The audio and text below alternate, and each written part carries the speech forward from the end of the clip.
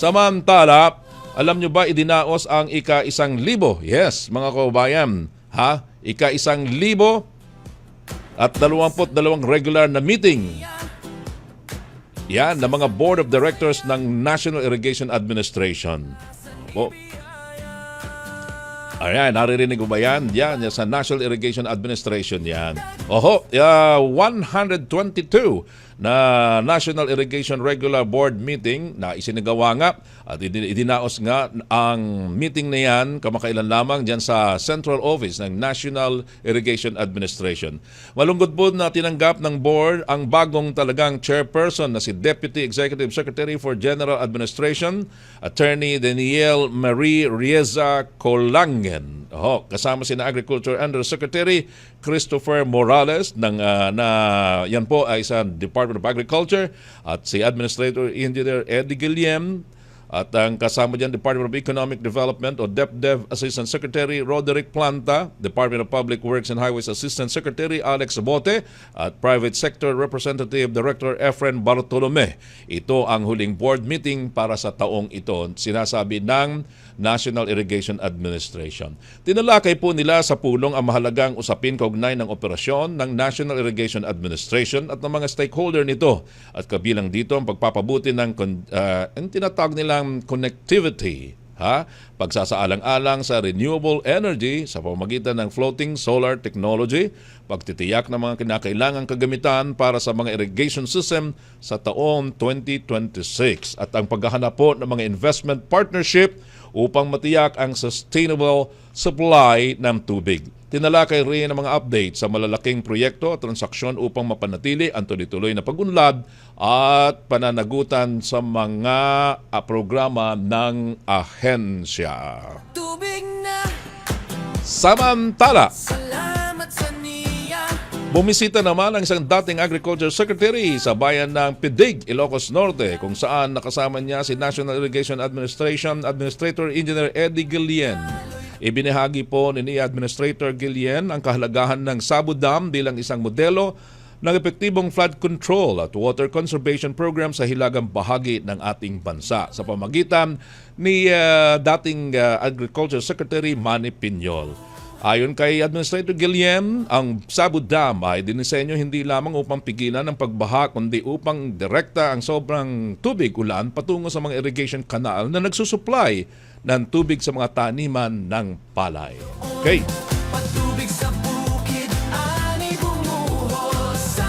Samantala, mga kabayan, isang success story ang ating mapapakinggan at makakausap sa ilang saglit. Alam po nyo sa payapang kabukiran ng Alicia, Bohol, ang kwento ng Bohol Bagasico Irrigators Association ay kwento ng katatagan, pagkakaisa at positibong pagbabago. Mula sa isang maliit na grupo ng magsasaka noong 1982, ito ngayon ay isang matatag at umuunlad na samahan. Sa pangunguna ni Ginoong Michael Garcia, ang presidente, at sa support ng nagmumula sa National Irrigation Administration, naging simbolo sila ng pag-unlad ng hatid na epektibong patubig. Sa loob ng maraming taon, hirap ang mga magsasaka sa lugar na ito sa pagtatanim ng palay. Bago maitayo ang sistemang patubigan, nakaasa lamang sila sa ulan. Hindi tiyak ang panahon ng pagtatanim at madalas pampamilya ang ani at napakahirap ng kondisyon sa pagsasaka. Mababa ang ani, maliit ang kita at halos nawawala na ng pag-asa ang marami. Nagbago ang lahat ng maitayo ang Bagasico Communal Irrigation System. Isa itong makabuluhang yugto hindi lamang para sa kanilang ani kundi para sa buong komunidad. Makakausap ko mula sa Bohol ang presidente ng Bohol Bagasico Irrigators Association Incorporated, si Ginoong Michael Garcia. Magandang umaga, mayong buntag, Michael Garcia. Good morning. Manuel Rense, sir. Good morning. Magandang umaga po. Magandang umaga. Kumusta kayo diyan? Oo. Salamat sa pagpapaunlak niyo ng panayam na ito. Kumusta ang lagay ng panahon ngayon diyan sa Bohol? At saang eksaktong lugar nga pala kayo, Mr. Garcia, diyan sa Bohol? Nandito po sa poblasyon. Medyo makulimlim po, sir. Maulan-ulan. Sa sentro, ang Bohol. Anong poblasyon yan sa Bohol? Sa poblasyon Alicia po. Sa Alicia, bayan ng Alicia, mga kababayan ng aking kausap ay si Mr. Michael Garcia. Nasa Alicia, Bohol sila. Kumusta po ang inyong Irrigators Association, Mr. Garcia? Sa amin po sir, maganda po yung ano dito, Malacat kasi may assistance naman po sa DEIT sa Karsania. Maganda yung ano namin po dito ngayon. Mabuti naman po. Congratulations. Isa kayong Gawad Saka Awardee. Paano ba kayo, anong napanalunan ninyo dyan po sa inyong Irrigators Association? Sa region po, number 1 kami ng most outstanding communal irrigation system. Sa national po, nakatanggap rin po kami ng most outstanding. Number 5 po kami sa buong nasyonal. Ganon. Kasi gaano kalawak ba ang tinamnan nyo ng palay, Mr. Garcia? 120 hectares po, sir. Mhm. Yung service area po namin. Maganda, no? Malawak din pala. Nakikita ko itong drone shots na ipinadala ninyo at pinadala na ng NIA Region 7 at sa pamamagitan niyan ay, nako, marami pala. Maliban sa palay, anong itinanim nyo, Mr. Garcia? May gulayan po, sir. Mhm. Kasi may binigay po ng DA province po sa amin ng drip irrigation gardening Oo. para po sa mga women's association na member po ng irrigators association. Mabuti naman. May Oo. maisan, ganun po. At kumusta ang inyong... Ilan po ang miyembro ng Bohol Bagasiko Irrigators Association, Mr. Garcia? 156, sir, members. So nag-aktibo ito, mga miyembro. Aktibo po lahat. Anong mga ginagawa ninyo maliban dyan sa pagtatanim ng palay at ng gulay? Kasalukuyan ngayon, sir, tinatag namin po yung livelihood program po namin, yung rice milling. Sa ngayon, Buti naman po at meron pala kayong rice mill, tamang-tama. Mga kausap ko mamaya ang PhilMec sa ilang saglit. Mr. Garcia, gaano kalawak yung 150 hectares? Yan ba mismong sa Alicia, Bohol na lamang ang taniman nyo? apat po na barangay to. 4 na barangay. Progreso, Barangay Poblasyon, Cambaol, at saka Barangay Napo po, sir. 4 na barangay. Bago po nyo na itayo yung Irrigators Association, ano muna ang mga ginagawa ng inyong mga kasamahan at kayo mismo maliban sa pagtatanim ng palay? May programa kami, sir, yung alternative cropping tulad ng gulay, tulad ng munggo. Ganon, para rin na may ibang pagkakakitaan po yung mga farmers namin. Mabuti naman at yung ibang ayun nga, sabi nyo, tanim ng gulay, tanim ng palay. Halos ilang croppings kayo ng pagtatanim ng mga palay at ng palay dyan sa Alicia, Bohol? 2 cropping po, wet lang at saka dry season. At so pagka dry season at saka wet season ng inyong taniman.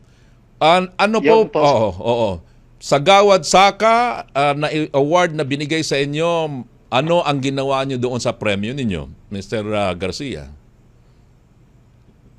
Ay pinurchase po namin ng yung rice mill na yung multi-pass na rice mill. Mabuti. Yung Sa mga oo, nagawa namin po. Mabuti naman po at nagagamit nyo, no? Mr. Garcia, dyan sa pagtatanim, ano pang suporta na binigay ng National Irrigation Administration? Bukod po ng mga assistance tulad ng subsidy, mayroon po yung mga binibigay nila na construction po. Tulad ng rehab, extension of canal. Mayroon din pong solar pump irrigation ngayon na kasalukuyang ginagawa. Mabuti naman at kayo tatanggap ng solar water irrigation o solar pump water irrigation system. Ano ba? Sino-sino ho mga pasasalamatan nyo, Mr. Garcia, sa pagkakataong ito? Una po, yung pamunuan po ng NIA, lalo na po sa aming General Administrator na si Ginoong Gillen, saka po yung Regional Administrator po namin sa NIA at saka sa DA, nagbibigay po sa amin ng mga paunahing sangkap po para sa pagpapablay at sa pamunuan po ng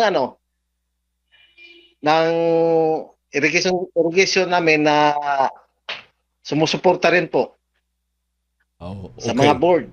Ganun. Alright. Well, maraming salamat po diyan sa Alicia Bohol sa inyong grupo. Pagpatuloy niyo pa ang mga paggagawa ng mga inyong samahan. Magandang umaga po. Salamat sa pagpapaunlak ng panayam na ito, Mr. Michael Garcia. Merry Christmas sa inyo. Opo. Thank you, thank you. Po, sir. Alright, mabuhay ka. Mabuhay. Alright. Si Mr. Michael Garcia, ang presidente ng Bohol Bagasico Irrigators Association Incorporated. Bito nyo na? Oo.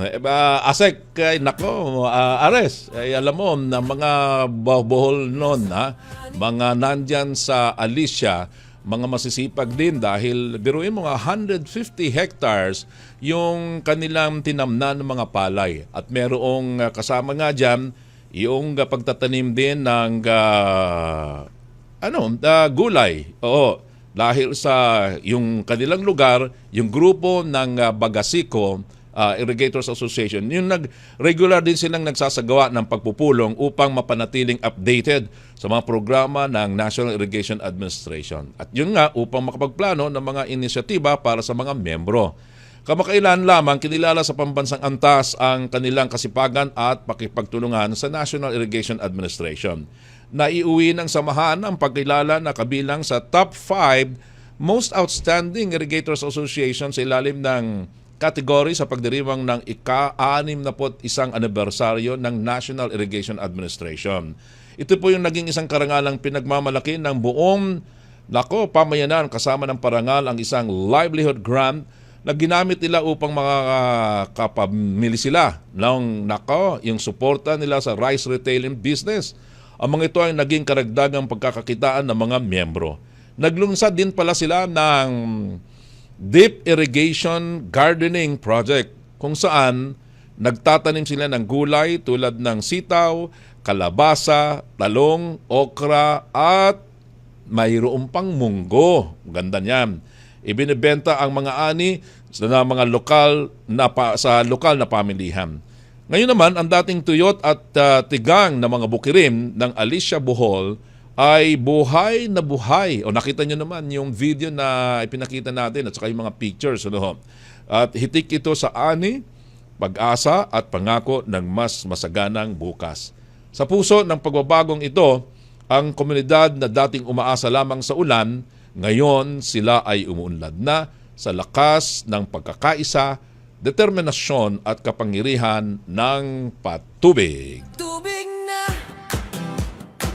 salamat sa niya, magsasakay masaya.